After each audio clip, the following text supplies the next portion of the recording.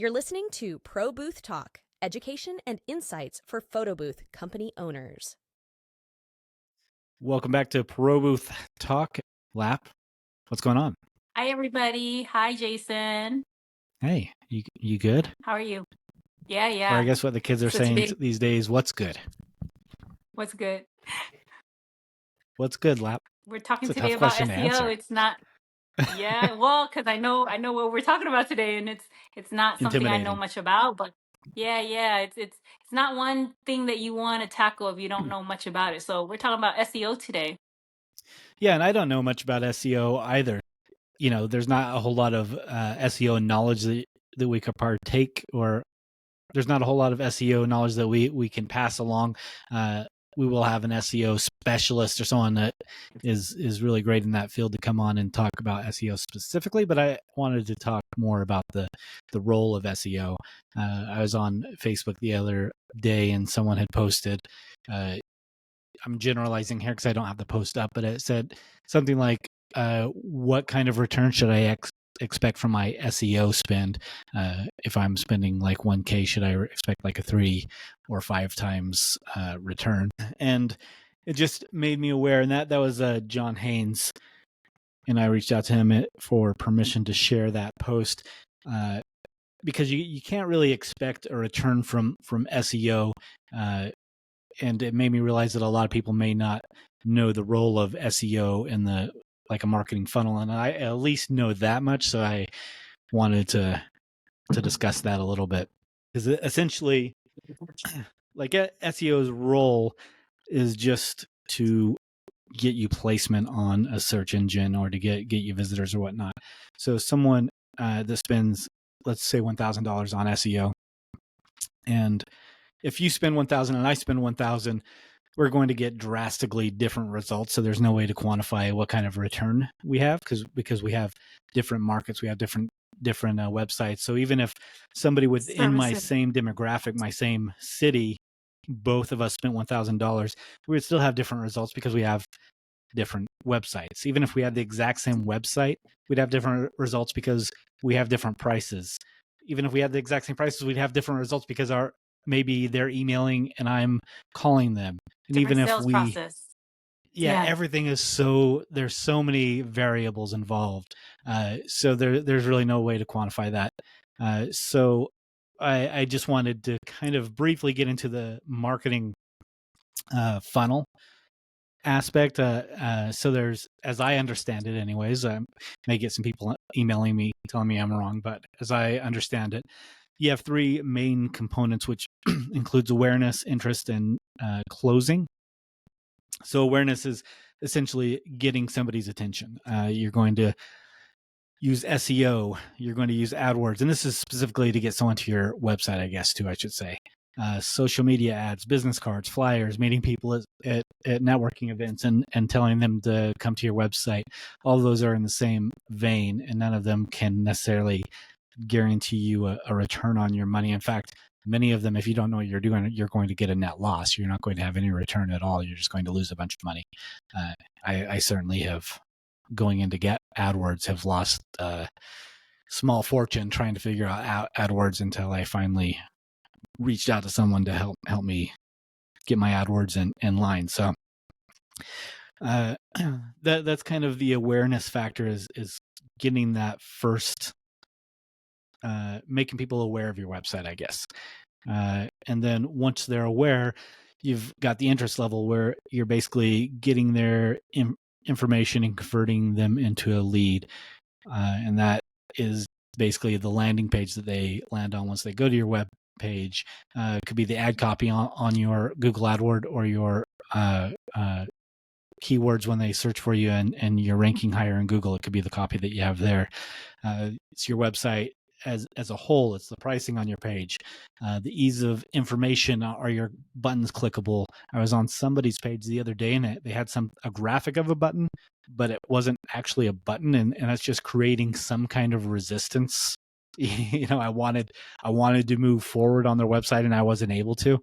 Make sure your buttons are buttons. You know, that was just a really weird experience, that someone would have a button that didn't button. But Function. Yeah. anyways, A button that doesn't button. yeah. So the ease of information, how you display your information, the tone that you have. If you're a upper scale booth company or middle class or whatever, all of that different, what products you have. Like maybe they're looking for a 360 and you don't have a 360. So essentially gaining that interest and turning that awareness now into a viable lead. And then the third piece is the actual closing, the selling of that, getting their money. So maybe you're emailing them, maybe you're calling them, a mixture of the two. And again, if you've got the same exact website, the same exact city, and the same exact prices, and everything's the same, like you don't have Shannon calling people. We do. So we still have that edge, or maybe not an edge. Maybe your salesperson is great or better. I don't know them, but the point is that the results are still going to be different. So there's just no way to gauge results from an SEO spend. It's on a dollar scale anyways. What you're going to always be looking at is placement on Google, and companies will always say, we'll guarantee first page placement. And without understanding the world of SEO, you may jump in with both feet and spend a bunch of money and then find out that they're guaranteeing placement with very specific keywords that no one's ever going to search for. You may be being like, oh no, if I search glamour wedding photo booth, something very specific, we do find you on the front page, but not so much for something like photo booths. And there's really, it's just so hard to quantify an ad spend, because if you're in, I don't know, some little town in Arkansas where your competition is low, you could probably get to the front page of Google pretty easily, or else spend a minimal amount with a company. Whereas if you're in New York, LA, Las Vegas, you've got other companies here that are actively spending money to get onto the front page. So you've got that competition. So it's going to cost more. And the word photo booth is going to be very hard to achieve a front page placement, especially places like LA where Lap is, or Vegas with myself, because not only am I competing with my local market, but there's tons of national companies that are paying huge amount of money to get SEO placement on the front page. So I'm competing locally on a national level. So it's even larger and harder. So that's kind of what we wanted to kind of chat about. So do you do any SEO? Do you do anything yourself, or do you pay anybody? Do you care about SEO? What are you doing, Lap?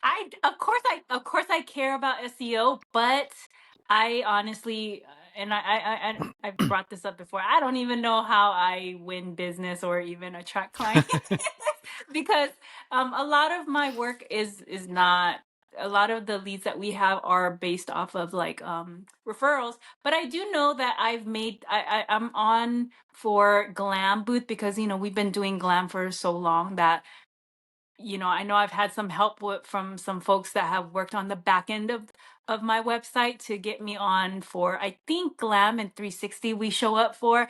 It's not something that I emphasize just because it's just, I'm going to be honest, it's very daunting. Like the idea of It's intimidating. Yeah. It's like, I don't even want to do this podcast. I don't even do this topic because I don't have anything to contribute, because it's just such a huge hurdle for us to tackle. And I feel a lot of us are probably in the same boat as me. Like it's so daunting that you don't even want, like it's the elephant that I don't even want to look at, and the crazy thing is it's such a huge part of, like, if you're chasing after, it's not just weddings, but if you're chasing after like big corporate leads, you really should be emphasizing SEO. So I don't know why I just have to have that push. And I'm hoping that we have another episode where we have that specialist on here, and maybe that'll be, and maybe this episode is going to do that for a lot of our listeners. Like maybe we just need that push to just tackle this already, because you probably have the capability to deliver at these events, and you're just not getting yourself in front of the right people because you're not focusing.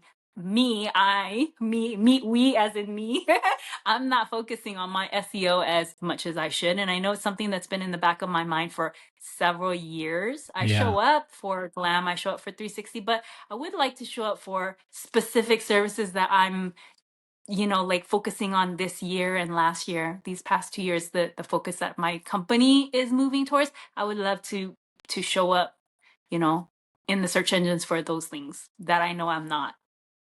Yeah, and it's such a involving topic. I feel like it comes up every now and again in different groups on Facebook, and someone is always saying that you can do it yourself, and they are on the top page of their local area. And I assume, I don't know because I've never really looked at these people's websites or seen where they're from, but I assume if someone is actively on the front page and they're doing it themselves, that they're probably more often than not in a smaller city where they don't have that really hard competition, because SEO is difficult, and it's like you have to be very active. You need to keep fresh content, and not only that, like if you pay for a course and learn it and figure it out, it's different tomorrow. Like a year from now, it's completely different. So you have to be able to stay on top of it, and that's so hard when you're trying to stay on top of your business and do other things, to stay on the ever changing world of SEO, especially with AI right now and the way that's playing into it, and a lot of it being blacklisted. So it's a very interesting world as a whole. And even what's even harder, Jason, before you continue with that, can you just dropped really fast, you slid it in really fast, and I don't think a lot of people know this. So you mentioned AI, SEO, and being blacklisted. Can you tell the listeners a little bit more? Can you elaborate more on, because a lot of people don't know this? Yeah, let me start from the start at the very beginning. It's the very best place to start. But SEO, I guess, if you don't know, is search engine optimization. It's things that you can do for your website so that it will rank better on Google. Google is constantly going through websites and Bing and all these other search engines, crawling your website with their spiders and trying to find relevant results for their users.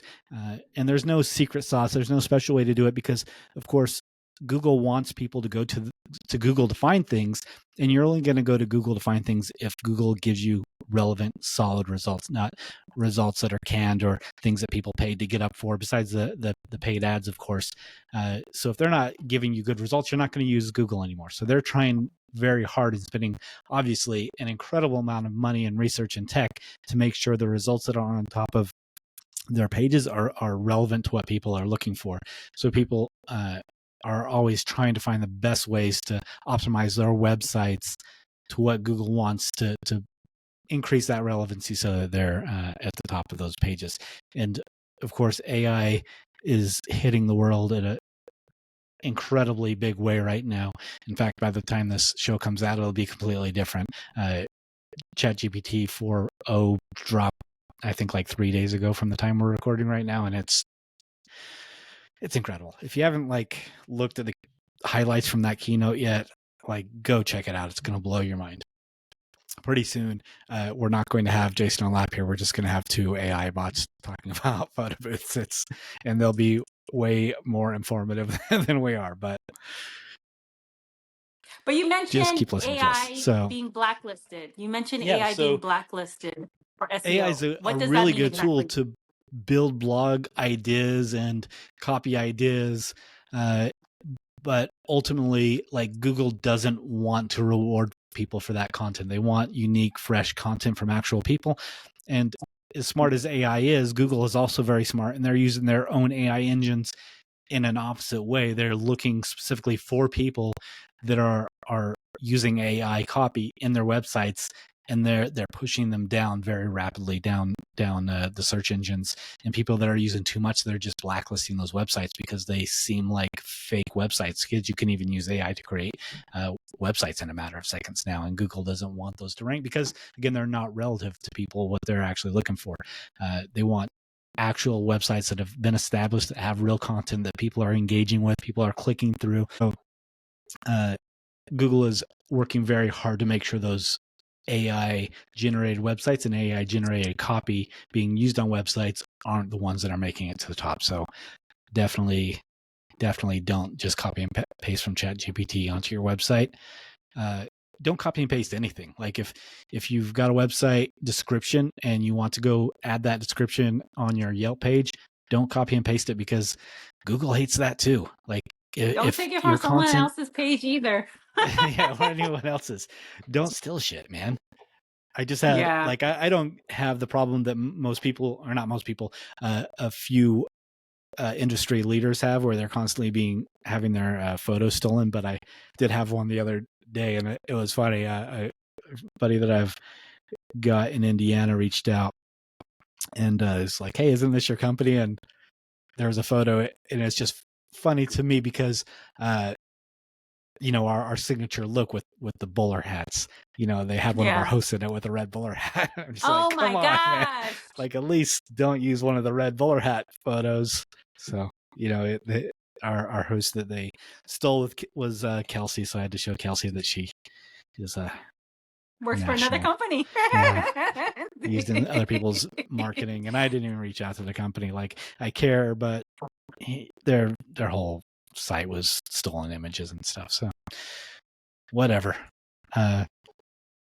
So I don't know where it's at other than that. So But I was gonna say, Jason, like there's people that I've talked to that spent time and just dedicated their own, space into learning SEO, and they've successfully been able to come up in the ranks here in LA, even though they're from, different parts of the country. So I don't think it's impossible to learn it yourself if you have that dedication. It's like anything yeah, else. just Like, very if difficult. someone else can do it, you really, yeah, it is very difficult, but it's just like, some of the stuff some of the boothers do. Like, you sit there and you look at it, you're like, oh my gosh, that's not easy. But I think if you really want to dedicate your time and invest in that, then you definitely can learn it. I don't think that it's something I don't think it's brain surgery. I think it's just time consuming. It's kind of like some software that, if you really want to master that software and really unlock capabilities that you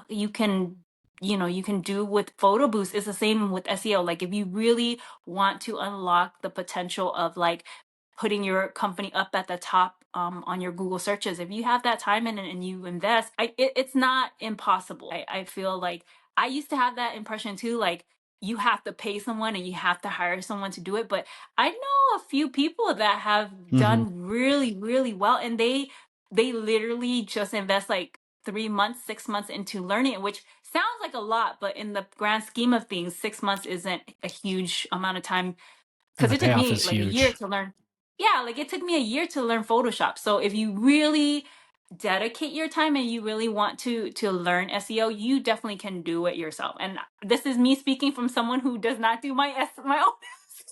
I'm just saying that I know, just random boothers like us who Yeah, have learned from with no prior knowledge, and they've been able to rank here in LA, which is really, like you said, LA a is a big market. huge Yeah, market. Yeah, so it's not impossible just because you're not an expert. You actually can learn it, and, I honestly think you can make yourself an expert at anything if you really put your mind into it, especially in our industry, because it's yeah. mostly just reading and learning, we keep talking about education, But and it education is really so is, crucial. it educate. Yeah, I mean, and, if you set your mind to do anything, you really can do it yourself if you don't want to pay somebody, And because there's it so much motivation too, because not only of the exponential financial return of having your website ranked really highly, but also it's incredibly expensive to have somebody do SEO on your website. So yeah.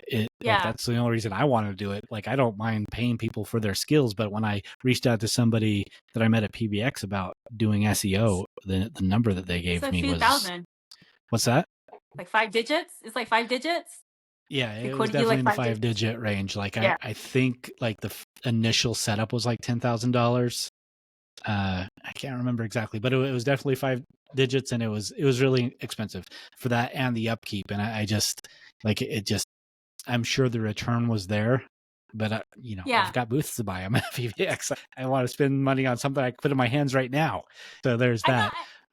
That's The right that's the now thing. is just so I don't know, especially with SEO, because if you make a change, you can't even see if it worked for like 6 months. So it's so Yeah. difficult. You make changes and you wait months for the algorithms to work themselves out and see if it worked. And so you can't really do, 5 changes at once because you don't know which one worked. So it's very time consuming and it's limited in its ability to do testing. But there are some things that we know are important, like on your website.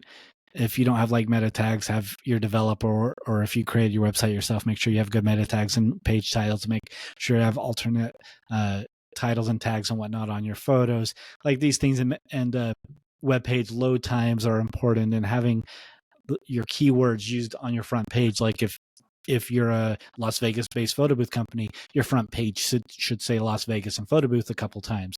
Of course, you don't want to keyword spam and have like a Las Vegas photo booth that does photo booths in Las Vegas for Las Vegas wedding photo booth, that kind of thing. Like Google's smarter than that. They'll kick you down. So it's just those little things. And there's like, I use WordPress, and there's a lot of plugins that are SEO helpers or aids or whatnot. I can't remember specifically which one I use, but not even boosters. I'm sure there's boosters too, but you'll go to each page of your website, and it'll basically give you a score and a list of suggestions to improve. It'll say, your keyword is only used,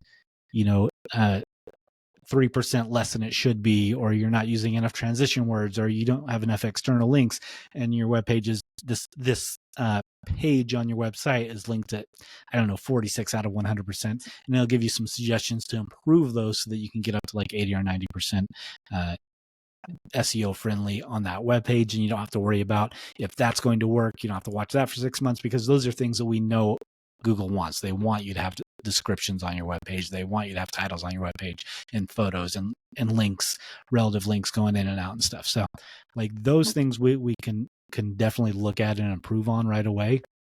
But we'll definitely get someone on here to talk about SEO, because it's very involved. But that's only one way to get people to your website. You have Google ads, you have paid like social media ads. We do spend a lot of money on, not a lot, but some money on Google ads. I hear a lot of people say, I've never spent $1 on advertising, and that's great that you can do that. I don't do that.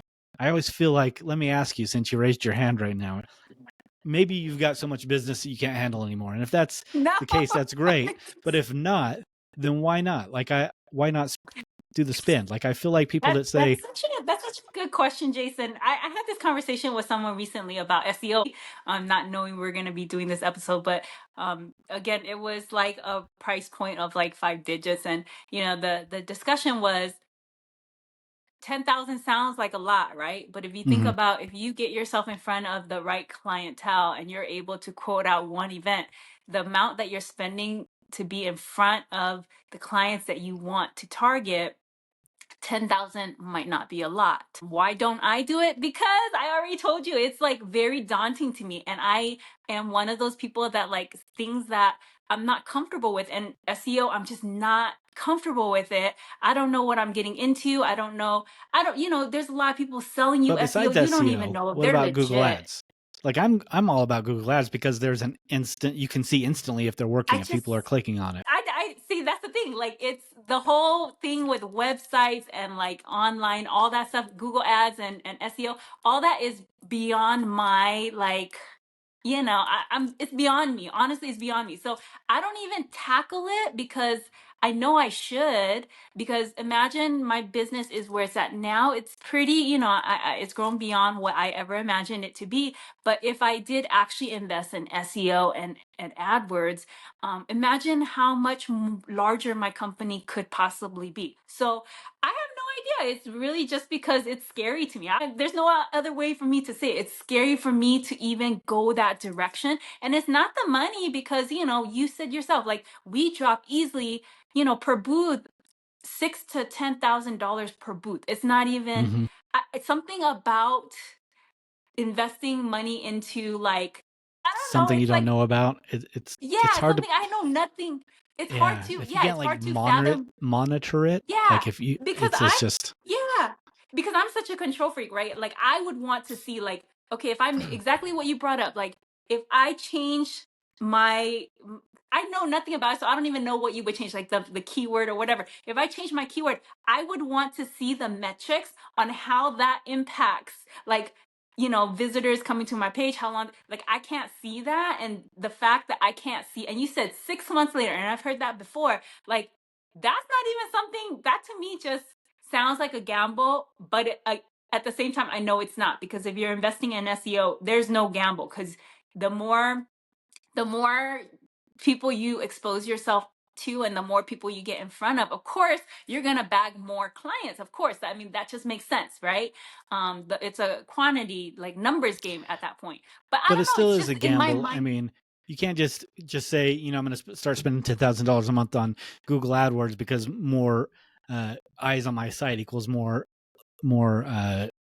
sales, because like so many people have lost the farm on like You Google might be AdWords and targeting the things like right, that. yeah. Yeah, Yeah, you might be you can have a targeting the negative wrong. return very, very easily if you don't know what Yeah, you're doing. So I yeah, mean, it is like a I know gamble. one. Yeah, one of the things that I know when I first started with the website for my company, like I used to think like you want to talk about like value, photo booth, and I never registered until many years later. I went to Wedding MBA, I think, and they were talking about like you shouldn't have value anywhere on your website unless you are trying to attract budget clients. And I didn't know this because, it's such a small word and you don't realize that we're talking about Google scanning your page and picking up value, Hmm. budget, we fit any budget, and then you're going to be And put the in word front of price. the type of clientele you don't Yeah. want to be in front of. Yeah, so Right. all that is really scary to me. I mean, of course, we've all spent money on software or boosts that, don't necessarily bring us the ROI we want, but something about the how it's a whole mystery cloud to me, like very mystique. So I don't even want to tackle it because and I do wonder, like, if I actually spent the time to invest in SEO and AdWords, like, where could my company be? How much growth can we actually be? Where, like, how much bigger could my company actually be today if I actually, because I never spent, and it's not a brag. I'm not bragging about this, guys. So you guys know this. A lot of people It's do just brag about a it though, yeah, I don't, it's and not I a don't brag for me understand it. because no, because I honestly feel the type of experiences and services that we offer are so niche that if I did do AdWords, it has, in my mind, it has to allow my company to grow because we do such niche services, right? It's just I'm not putting my company in front of the right people. It's just I just it's just scary to me. It's scary to me, and to invest into a cloud that I don't really know if that much. I don't even know if these people who are working on SEO. I don't even know if they're doing what they're at, because you hear a lot And there's about no way people to who know. Like, you really need there's no way. referrals. Exactly. So you can put out $10,000 to someone who calls himself a specialist, and they can do nothing on your website, and Go you on wouldn't even know. vacation. Like I would, right? Like I wouldn't. So that's the thing that's held me back, and it's also the whole concept of like how much can you grow investing in SEO, right? I know there's this is so odd for me to have this conversation because it's the opposite of like a business mentality, but like I also, have to balance my home life and my work life, my business, right? So I am also worried about growing beyond the speed that I can keep up with. And that's something that it's a weird thing to think about because most business owners want that growth, right? But No, it's very me, important. I'm just thinking I don't want to I don't want to grow so fast that I can't keep up with the delivery of my services, and then that really will impact. So there's a whole big picture of like, what if you put out these ads and you do so well that, like Min. I just want to use Min as an example because Min, I know I don't talk with him about his SEO, but if you follow his work, he travels all over the country. That to me tells me that he is investing in SEO, right? So do Mhm. I really want that? Do I really want to? It works great for him, but do I really want to leave and travel all over the country for events? Because I have two kids, and this is Oh, sure, and not that's all completely boosters can different relate with SEO this. Yeah. that he would be investing in. So I mean, it's Yeah. but you're right. Like, you don't want to overspend if you can only handle, say, X amount of leads right now, and you want to grow it, 10% of a pace, and you're not going to spend, $10,000 a month on Google AdWords because it's going to provide more leads ideally than you can handle. and it's going to provide a path of growth faster than you want or can handle, and your company ultimately is going to suffer. And there's a lot of But even yeah, really major and companies that have folded over trying to grow yes, too quickly. So it's yes, something to be very aware of, and it's a topic that I talk to a lot of people about, like directly after COVID. So many people are telling me how much better they're doing. I'm wanted to, like, constantly, I was like, are you doing better? I mean, I know you're doing better, but are you doing better? Because look around you, like the entire industry is doing better. So like, I don't think it's you. And that it's was going to a be a bubble. balloon. Like it's going to come Yeah, back. So yeah, like, which be careful we're about starting to. investing, be careful about hiring. Like obviously we want to take advantage and grow as much as we can, but don't Yeah, overgrow, because it's going to come back. And what are you going to do when it pulls yeah, back? Are you going to have a fire sale? Are you going to lay everybody off? So it was a yeah, very delicate time in the industry of trying to capitalize on that growth, but not, taking so much of it that it's going to hurt you in the long run. yeah, So I can relate to what you're saying, because I had a big concern with that then. And obviously I've got a limited capacity of how much I can grow right now as well. It's yeah, always that give and take. I feel like, I'm sure, like obviously it's an exaggeration, but I feel like if I had 100 booths and 100 staff members, I could put all of them to work in December, but in July, we're dead. In Vegas, yeah, nothing is happening in July. So, it's always every December. I'm like, how many people do I hire? How much do I expand? Because I don't want to lay a bunch of people off. I don't want to train a bunch of people that aren't going to be working in July, yeah, because I know my Julys are very slow and my Augusts are very slow. So I try to gauge that growth with, the percentage or average growth I'm experiencing the rest of the year, and not over buy booths or hire people in December, because December is just a madhouse for us, anyways. I imagine it is for everybody with holiday parties, but it's yeah. incredible. Well, But you're this still getting past year. leads. You're still getting people to your website, even if you don't know how you're doing it. If it's networking, if it's word of mouth, I mean, all of those Yeah, things are in the same ballpark of SEO. Anything that gets you to people to your website or yeah, to your social media, wherever they're booking you from, and then from there, you've got to find a way to convert those visitors into leads, and that's difficult as well. And that there's tons of conversations about that. Do you put your prices on your website? Because a lot of times people which we talked leave if about. they Yeah, don't see them. We had an whole episode on that. Go check that out. yeah, uh, do you have 16 questions on your lead form? Because a lot of times people will leave over that. I can't remember the math on it, but it's something that Alan Berg talks about. Each question on your lead form has a certain percentage statistically of loss of people that leave. They them don't dropping won't fill off. that out. Yeah, So yeah, you know short attention spans. That's the truth of it.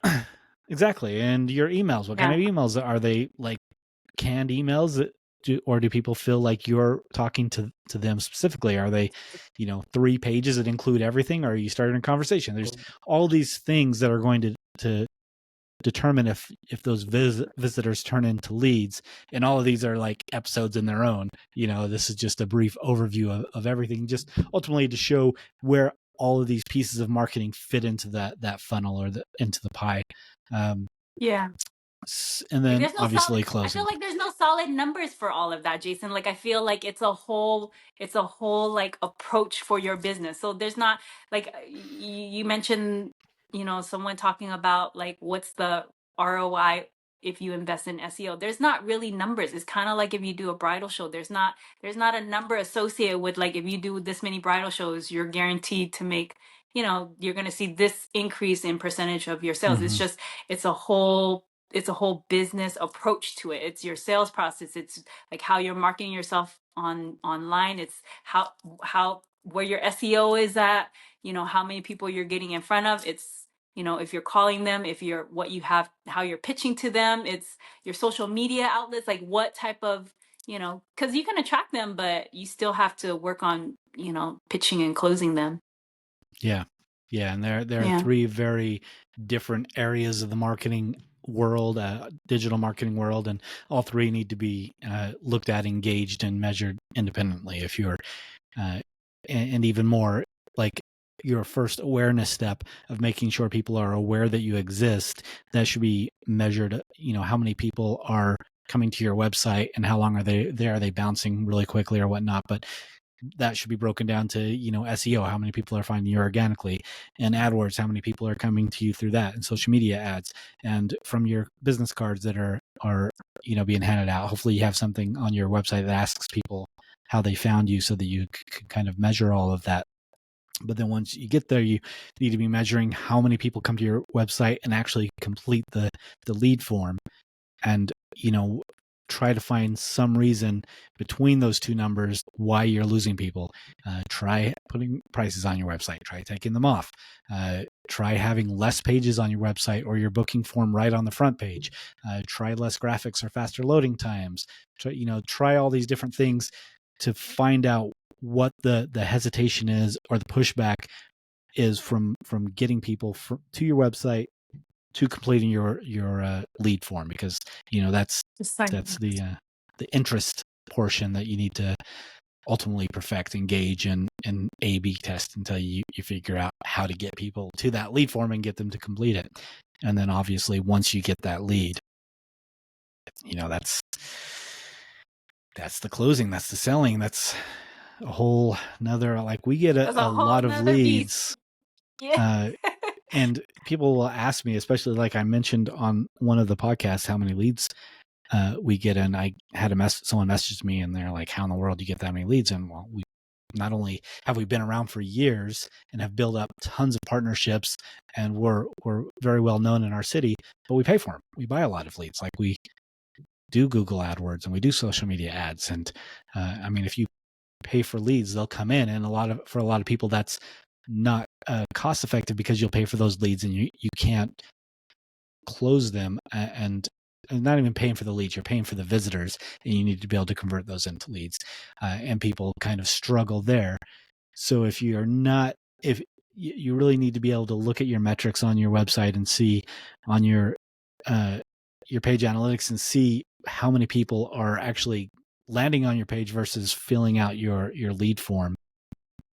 And you can really, like, if you don't have it set up, you can go to your most WordPress, not Google Ads, but Google Analytics will show you exactly where people are going on your webpage, if they're going to the front page and then exiting after 10 seconds, or going to the webpage and clicking on your Premiere Photo Booth package page and spending 10 seconds there and then leaving, or else are they clicking on your availability link, or else are they going to your frequently asked questions. You can map out where people are going on your website, and if you're not doing that right now, it's not hard to do. Your Google Analytics, just install that onto your website, and there's also different plugins for WordPress and things like that you can install to measure those things. And just A/B test. If a lot of people are going to a webpage and leaving, get rid of that webpage, or improve that webpage, or point people back from that webpage. Just try different things. And ultimately, after years of testing this, after, we've been doing this for over 10 years now, we've developed really good systems of getting people to that lead form and getting them to fill it out. So we do get a lot of leads, but even after that, we don't have our prices on our website. So we burn a lot of those leads because they're not in our budget, and that's fine. We don't need all those leads. If we lower our prices, we book a lot more, but we would, the number of people I would need to hire and the growth that I'd have to try to accommodate on a smaller budget just doesn't make sense to me. I'm very happy with the amount that we're growing right now, with the price rate that we're charging, with the staff that we're having. We've got a great staff. Everyone knows each other. We have these team days where we get together and play games. We had one last night. Everyone came to the office and we played board games and stuff. And if we got too large too quickly, I feel like we would kind of lose that dynamic. Like locally, we've got a company that I'm sure everyone is familiar with, Zappos. Locally, everybody talked about Zappos because the employee mentality there was just amazing. People talked about going there and wearing their pajamas, and they had like special departments where these people basically were like spies that like spied on people's lives to find out what they like, to give them like special gifts that were actually very customized and unique to each person. And they had like all these employee parties, and everyone just loved working there. And as they've grown, it's just part of like the Vegas zeitgeist that everyone knows that, like, as Zappos has grown, like they've lost a lot of that, and a lot of their employees, just aren't as happy, and they don't have that engagement and involvement, and they don't have that family aspect anymore. And, I don't know how you keep that if you grow too fast or too large or scale national level. You're obviously going to lose that. So you have to take that give and take, and that, what's it worth? We're going to grow this much, but we're going to lose this amount of family feeling in our photo booth company. And it's the same thing when you're a single man op and you want to start hiring people.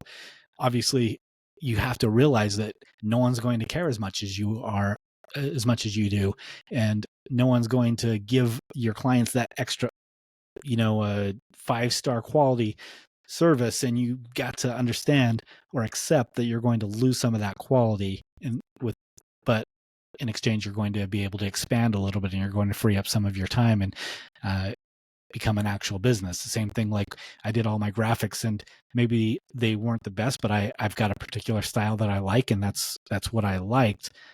But I know when I start training someone else to start doing my graphics for me, it's not going to live up to my expectations, but I've got to, come to terms and accept that loss in quality, or not even loss in quality, but loss in, my expectations, so that I can move away from that area and start focusing on other things. And, that's just part of growing. And I feel like this has gone a completely different way into growth, and I'm just blabbering on about stuff that just no, but it's honestly, Jason, it's all related, because the question that you asked me about, like, why have I not invested in SEO? Like, that's something that I've pondered on a lot, and it's all related, because you can't invest in that type of growth and not think about how it impacts your company. Because I run my company the same as yours. Like, my team, like, you don't ever hear me talk about like my team members as if they're just employees. Like, they all have names. I don't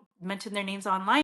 They all have names, they all have personalities. Most of the time when we show up to events, we look like we are a family, because we don't act like coworkers. We act like, we're all there to help each other. And that's the environment that I want for my company. And that's something I've thought about. Like, when you grow, it's inevitable as you grow that type of environment is going to change. And I put a lot of thought into that. And, I don't know if I'm really ready for that type of change. I mean, I'm very, like I said, I'm very happy with the growth that I've seen. And that's the reason why I haven't had that real strong push for investing in SEO or AdWords yet. Although it frustrates me, because I know the stuff that we do is, I'm not trying to brag about the stuff that we do, but I love some of the stuff I love all the stuff that we do. Who am I kidding? I love all the stuff we do. And I feel like if we were in front of the right people, we definitely would grow.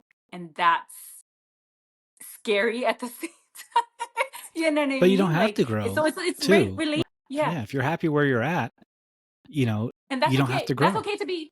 Yeah, see, that's the thing that people are always talking about numbers and growth and, like, ROI, and I'm one of those people that's like, I've grown beyond my imagination with my company, so I don't feel too much pressure to grow beyond that. Like, I love the clients that we have, and then we also, as even if I don't do anything, of course we're going to continue to grow, because you always will have additional referrals from your existing clients. The more events you do, the more referrals that will come in.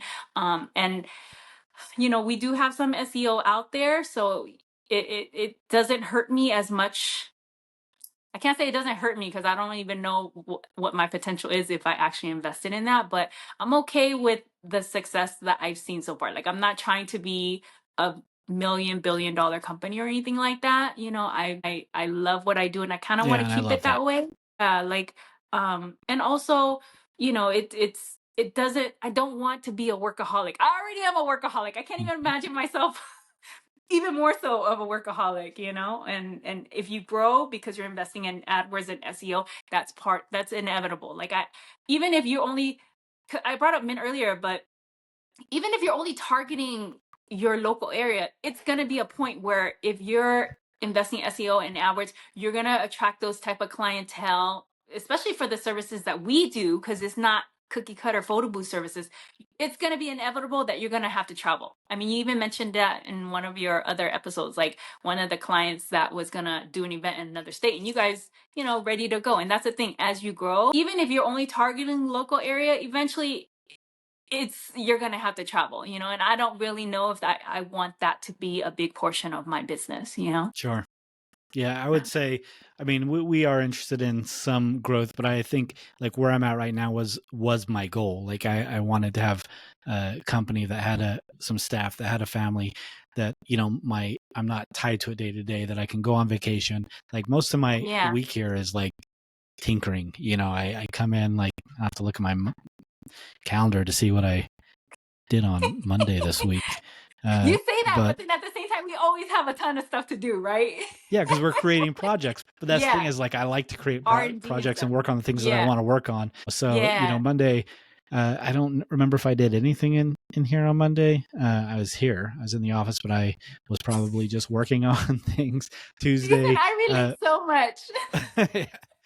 Tuesday we had some. I think we had people from the Wynn this week. The Wynn Resort came over and had lunch with us, and we hung out. And great team of people over there, really awesome. And I think that's work wise. I mean, I have other things that I'm tinkering with. I've got an R&D desk that I go and play around with, Yeah. and I used to sell the audio guest books, and one of the guys that I sold one to in the very beginning had an issue with his, so he sent it back, and I tinkered around with it and fixed it and sent it back to him. On Wednesday, I did some interviews and had a meeting with the staff. Today, I'm podcasting most of the day, and then I'll go out and eat lunch and probably go home. Tomorrow's Friday, one of our busiest days, and same thing. I'll come in and tinker around at our R&D desk. I've got some projects that I'm working on, a bridal show we want to do some things with. We're showcasing for LVHA soon, so I want to create some concepts for that. So that's what I'll be working on.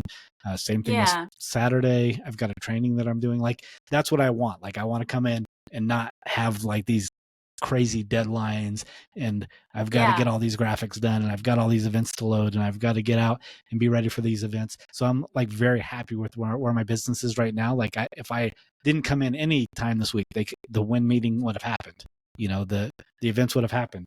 Like, all these things could happen without me, but I like being involved, and I like that I don't have to be involved. And that, like, if we don't grow it, if we just grow at a pace that keeps us existing, then I'll be very satisfied. I'm exactly where I want to be. So, it's not always about growth, certainly. Yeah. I know that there's that pressure and that's the reason why I feel funny even having this discussion, because usually when I discuss like business with other boothers, like they're always like, what do you mean you don't want to be $1 million or $1 billion company? And it's like, I'm okay. Like, I'm not trying to be hitting those kind of numbers. I never was. That was never my goal for what I do. I mean, I've been very blessed to be able to grow. And that's the reason why, like, sometimes you're asking me, like, Lap, how do you do this? And I'm like, I have no idea how I book events. It's because I really don't. Because I don't push for, my company does not push for volume. We don't push for, I don't actually have, this is so counterproductive, Jason. But I'm just saying, like, you love what you do, and the rest kind of just follows. And that's been my experience for my company. It's so cliche, but it is true. Depending on who you're talking to, that they can relate with that, or some people are just like, what do you mean you're a business person? Like, I never meant to be a business person. So there's so SEO is one of those things. And I feel like that's the thing with our industry. I think there's a lot of people like me that just aren't, they didn't go into this really to be these 6-7 digit companies. They just want to see some growth, and that's what my goal was, to see growth over the years. And I've seen tremendous growth. But I should still invest in SEO and AdWords, not because I want to be a huge company, but I think that we have services that I think we can definitely be of great service to clients that don't know we exist. So I would still love to invest in that, just maybe not. And also, as much as you love those customers and those customers love you, like, their bosses, their decision makers are going to change, and maybe they love another photo booth company and they're going to come in. So we're going to, no matter how good we are, we're going to lose clients. So we always have to be building on those clients, evolving, just to keep things. Growing. Yeah, you have to evolve, and you have to grow just to not die, so you have to have Yeah. some kind of growth.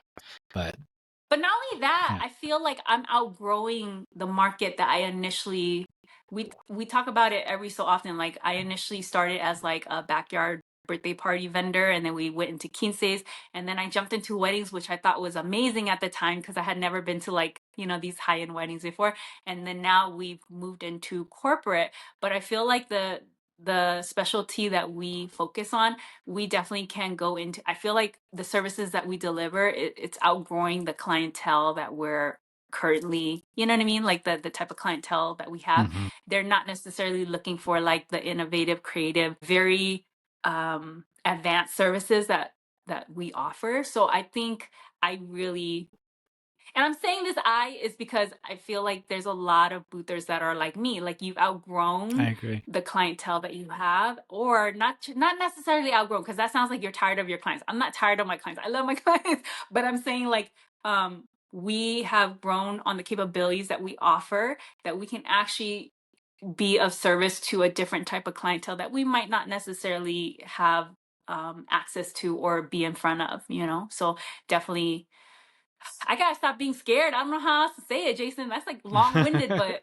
I've got to stop being Well, if scared it is of a like fear just, thing, certainly, yeah.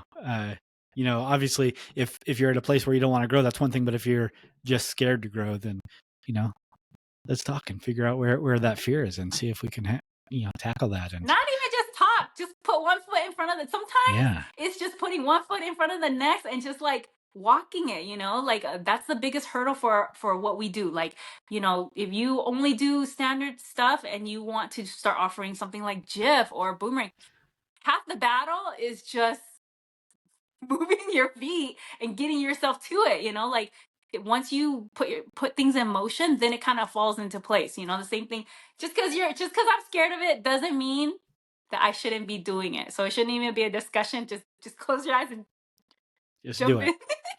and Yeah, and that's what know I which did. direction you're going, so you're at least walking in the right way.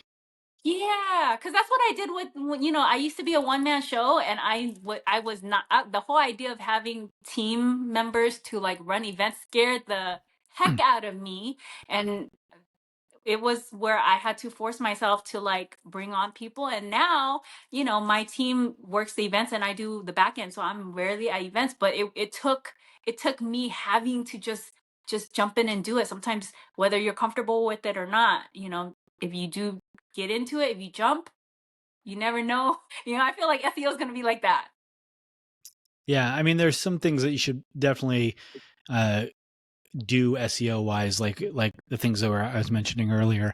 I guess in closing for people, work on before you start dumping money into SEO or AdWords or social media, whatever, or even dropping money on business cards at networking mixers. Like, make sure that your website is effective at converting visitors into leads. And once you're doing that, then definitely, start putting money into getting more visitors, because then more visitors do turn into more leads, and leads hopefully turn into sales. Conversion. And Yeah. even if you're not ready to drop money into it yet, or not at all, like some very easy steps right now that you could be taking is, going in to your WordPress site or your Wix site or whatever it is, and using what tools they have to make sure that your web pages are SEO friendly, just because you'll want those things in place when you are ready to start spending money, or you are ready to start getting serious about it. So even if you're not ready to get serious about it right now, you should at least look at those tools and make sure that you have like the proper keywords and tags and things like that. Because I mean, won't take long, depending on how big your site is, an hour to maybe a couple of days. And those things are important because, again, they take a long time to take effect. So 6 months from now, when you're ready to dive into it, those things will already be in place, and they'll already be effective in affecting your site. And if 6 months from now you decide not to, they'll still be in place and affecting your site. So is Wix searchable? Because I remember when I was I don't know anything about building Wix. because I don't think that you can build SEO off of Wix. I don't think it's searchable. That's what I remember. Don't take my word for it, you guys. This is just what I remember from years back when I had to pick like a platform to I'm sure host they've my gotten website. better, but I do remember a period when Wix was kind of new that everyone was saying stay away from Wix because they're not Yeah. in search engines and whatnot. I would hope I with wonder if that's their changed. massive growth that's changed, but I don't really know. Like anyone that's starting to get a website right now, obviously there's Wix users that will argue and say differently, but I don't have an experience with Wix, so they may be right. But I would definitely say, jump into WordPress. There's just so many things that you can do. There's years and years and years and years of people that have been using it, millions of users, which if you're hands-on like me and Lapar and you need to make a change or something's not working, you don't need to go hire a developer. You can just go to any kind of forum. And this problem has happened because there's millions of users over a ton of years. So any problem that you will come across, someone's already fixed it, and you can find that solution. And it's very easy for me to fix things on our website. Just search whatever problem you're having with the word resolved afterwards, and I guarantee you'll find some forum where that problem has been resolved. So little tip for I just want to clarify, WordPress I don't users. do anything with my website. I don't fix it. Yeah. I don't know how to even navigate through. I just want to clarify that. Well, Jason, yeah. you're skilled on that, not me. Yeah. Yeah, it's funny because when I reached out to this guy that I mentioned in the beginning of the podcast that had posted that question about SEO, I gave basically a very summarized version of what we've been talking about today, and he messaged me and asked if I was an SEO specialist, and I was like, nope, I pretty much just told you everything I know. I know just enough about everything to get by, and I'm not really an expert on anything. I know enough about my website. I know enough about SEO. I know enough just about everything because I am very hands-on, so I like to learn stuff, but I'm not an expert in any of these fields. So. Yeah. But I do like to know. So if I'm talking to an SEO guy, I can at least kind of keep up and know what they're talking about, and they can't completely hoodwink me, So same thing with websites. So, but that's me. Like you said, everyone's different, and if we haven't said it enough, or I don't know if we've said it at all, like none of this is instructions on how to run a business or a photo booth business. It's just how we do ours, and it may not be right. It may be right for us, or it may be wrong for us. Maybe we're doing it wrong, but we are where we are. We could be evolving. Yeah. Yeah. And that's all we're really trying to express in these podcasts is this is how I run my photo booth company. This is how Lap runs her photo booth company. Sometimes they're the same, sometimes they're different, and sometimes they could be right and sometimes they could be wrong. And we've been wrong. Yeah. We've been wrong early on in the career. We've been wrong and we've changed it. And, we do share a lot of our experiences and the moments where we've learned and grown and changed and changed mistakes that we've made. Just sharing those experiences with everybody. Yeah. So yeah. As always, feel free to reach out to me if you have any questions. Lap, if you have any questions. We're both very open books, as well as any guest hosts that we have on here. We're not going to bring anyone on here that's just trying to sell a product that if you reach out to them, they're going to say, sure, I'll help you if you buy my book. Like we're very, we make sure when we bring guest hosts on that they are also have the same values as us as far as is sharing information, and you're welcome to reach out to any of them with follow-up questions and advice and whatever. But hopefully this was informative. I know it was kind of all over the place. It's kind of weird tackling a subject that neither one of us know much about, but I just kind of wanted to illustrate the role of SEO, not so much how to do SEO, but the role of SEO in the sales, in the marketing funnel. Hopefully I was successful in that. I guess we'll find out by the response from people, but thanks for joining us on this haphazard chaos of discussion. And hopefully we'll see you next week. To keep the conversation going, join our Facebook group, Pro Booth Talk Community. If you enjoyed this podcast, consider showing your support by subscribing, liking, reviewing, or sharing this topic with someone in the industry.